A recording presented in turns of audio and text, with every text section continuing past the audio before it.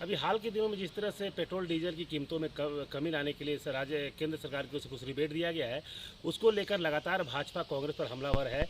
और कहीं ना कहीं कांग्रेस इस मामले को लेकर वो भी सोच रही है कि इस मामले को लेकर राजनीति करनी चाहिए। अभी कांग्रेस के कार्यकर्ताओं द्वारा ये रणनीति बनाई जा रही है कि कैसे केंद्र सरकार को घेरा जाए, उसी को लेकर लगातार कांग्रेस के नेता इस मामले को लेकर रणनीति बना रहे हैं। जिला के जो कांग्रेस के जो अध्यक्ष हैं, उन्होंने स्पष्ट कहा कि 14 नवंबर से पंडित जवाहरलाल नेहरू की जयंती के अवसर पर इन लोगों द्वारा एक जागरूकता अभियान शुरू किया जाएगा, जहां पर गांधीवादी नीति के तहत गांव-गांव में जाकर ये लोगों से मिलेंगे और लोगों को कांग्रेस की नीतियों के बारे में बताएंगे, कांग्रेस से जोड़ने की कवायद की जाएगी। साथ ही साथ इनका स्पष्ट कहना है कि केंद्र सरकार की ओर से लगातार बढ़ती हुई महंगाई को जिस तरह से कम नहीं किया जा रहा है, लोग परेशान हैं, उसको भी मुद्दा बनाकर कहीं ना कहीं उनके बीच लोग पहुंचेंगे और भारत सरकार को घेरने का काम करेंगे और कांग्रेस के प्रति लोगों को अट्रैक्ट करेंगे। तो ये स्पष्ट है कि जिस तरह से भाजपा कहीं ना कहीं कांग्रेस को घेरने की कोशिश कर रही है, राज्य में जिस तरह से माहौल है उसको लेकर भाजपा मुद्दा बना रही है, तो केंद्र के बहाने केंद्र के कार्यों को लेकर कांग्रेस भी इस मामले को लेकर एग्रेसिव हो गई है और कहीं ना कहीं इसे राजनीतिक मुद्दा बनाकर कांग्रेस भाजपा को घेरना चाहती है और अपनी जमीन को मजबूत करना चाह रही है। कुछ तो विगत जो पिछली सरकारों का भी जो है उसमें इन सब जो समस्याओं के इजाफा में और उसको बनाने में उनकी काफ़ी भूमिका रही है।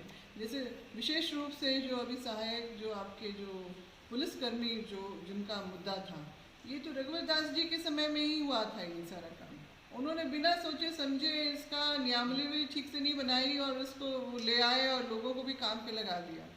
अब जब जो जानकार लोग हैं जब उस चीज़ को पलटते हैं तो देखते हैं कि बहुत सारी जो उसमें विसंगतियाँ हैं, तो उसको आप मतलब किस तरह से करें। बहुत सारी समस्याएं तो रहती ही हैं समय में, जब भी मौका मिलता है तो मैं वहाँ तक बात रखती हूँ, मंत्रियों तक भी और मुख्यमंत्रियों की उनसे भी। ग्रामीण इलाकों में विकास की गति धीमी हो गई है, लोगों को रोजगार भी नहीं मिल पा रहा, ये भी एक समस्या बन रही है।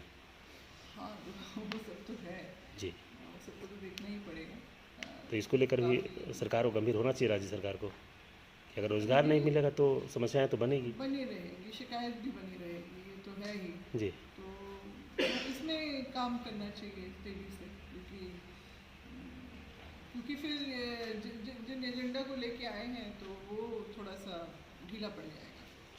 Thank you madam. तो सरकार कर रही है काम, ऐसा बात नहीं है, लेकिन और बेहतर करने की आवश्यकता है। हाँ? और बेहतर करने की आवश्यकता और बेहतर करने की तेजी लाने की ज़रूरत है। इसमें काम तो चल ही रहा है मगर तेजी लाने की ज़रूरत है। वहीं इस मामले को लेकर पूर्व जो शिक्षा मंत्री रही हैं, कांग्रेस की जो नेत्री हैं कार्तिक उरांव की बेटी गीता सिंह उरांव से हमने बात किया। उन्होंने भी स्पष्ट कहा कि निश्चित रूप से केंद्र के कारण ही महंगाई काफ़ी बढ़ गया है। जिस तरह से पेट्रोल डीजल कीमतों में लगातार वृद्धि हो रही है, जिसके कारण पूरा अर्थव्यवस्था प्रभावित हो गया है। तो जब हमने उनसे ये सवाल पूछा कि जब केंद्र की ओर से रिबेट दिया गया है तो राज्य सरकार क्यों नहीं रिबेट दे रही है, तो उन्होंने भी इस बात को स्वीकारा कि नहीं, कि राज्य सरकार को भी इस बात पर मंथन करना चाहिए। और उन्होंने वित्त मंत्री के उस बयान का हवाला दिया जिसमें वित्त मंत्री ने कहा कि नहीं, विचार किया जा रहा है, कैसे इसको बेहतर किया जाए वो किया जा रहा है।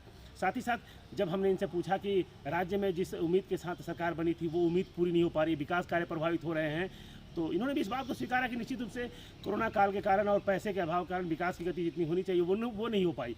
तो निश्चित रूप से स्पष्ट कहा जा सकता है कि राज्य में बनी सरकार के जो विकास के कार्य है उसको लेकर भी कहीं ना कहीं गीता सिंह उरांव ने बहुत संतुष्टि जाहिर नहीं किया। हालांकि उन्होंने स्पष्ट कहा कि काम की गति चल रही है, बेहतर माहौल हो जाएगा। हमारे पूर्व शिक्षा मंत्री श्रीमती गीता श्री जी का जो बयान आया है महंगाई पर, सारी व्याख्यान रखें जो केंद्र सरकार की विफलता है वह तो है ही, लेकिन जहां रोजगार की बातें हैं तो अभी आपने देखा है कि तुरंत समाचार पत्रों में 2-3 दिन से लगातार आ रहा है कि सभी देश के विभाग में DRDA जो विभाग है जिसमें 500 कर्मचारी इस राज्य में हैं जो अभी फिर बेरोजगार हो जाएंगे, चूँकि उस विभाग को समाप्त करने की घोषणा कर दी गई है 1 अप्रैल से। बेरोजगारी फिर बढ़ेगी चूँकि उतने रोजगार जिनको रोजगार मिला, जिनको नौकरी मिली है वो पीछे चले जाएंगे और विकास प्रभावित होगा निश्चित रूप से। अब इसके लिए केंद्र सरकार ही दुश्वार होंगे, राज्य सरकार तो होंगे ही नहीं।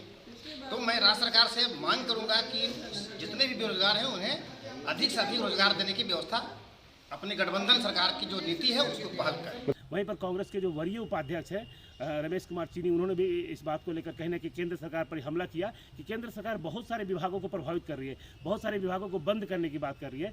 वैसे में एक बहुत बड़ी संख्या जो है सो बेरोजगारी की संख्या बढ़ेगी, तो उनको रोजगार देने के लिए उन्होंने राज्य की सरकार से मांग की है। हालांकि उनकी सरकार खुद राज्य में है तो उनको इस बात को बेबाकी से सीएम तक रखनी चाहिए कि आखिरकार अगर केंद्र सरकार द्वारा चलाई जाने वाली कई सारी एजेंसियाँ अगर बंद हो जाती है, जो लोग बेरोजगार होंगे तो उन्हें कैसे रोजगार मिल पाएगा। तो मिला जुला के ये कहा जा सकता है कि जिस तरह से भाजपा के कांग्रेस को लेकर हमलावर है है और कांग्रेस पर कहीं ना कहीं निशाना साध रही है, ताकि आने वाले समय में जब चुनाव आएंगे तो उसमें कहीं ना कहीं इसका फ़ायदा उठा सके। तो उसी तरह से कांग्रेस अपने ऊपर लग रहे आरोपों को कहीं ना कहीं उसको रोकने के लिए बीजेपी भी निशाना साध रही है। तो स्पष्ट कहा जा सकता है कांग्रेस और बीजेपी एक दूसरे पर हमलावर है, लेकिन जनता की समस्या जस की तस है। उस समस्या का समाधान कैसे कब होगा इसके बारे में कोई स्पष्ट कुछ कहना नहीं चाहता है। द न्यूज़ पोस्ट के लिए गुमला से सुशील कुमार सिंह।